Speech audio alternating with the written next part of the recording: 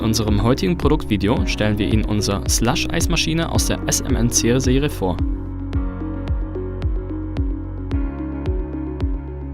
Wir bieten die Slush-Eismaschinen in 3 verschiedenen Ausführungen an. Die größte Maschine verfügt über 3 Tanks, in die Sie jeweils bis zu 12 Liter Flüssigkeit einfüllen können. Die beiden kleineren Modelle sind mit 2 und einem Tank erhältlich. Gefertigt werden die Maschinen aus rostfreiem Edelstahl und pflegeleichten Kunststoff. Der starke Motor kühlt in einem Bereich von -2 bis -3 Grad Celsius und beinhaltet das umweltfreundliche Kühlmittel R290.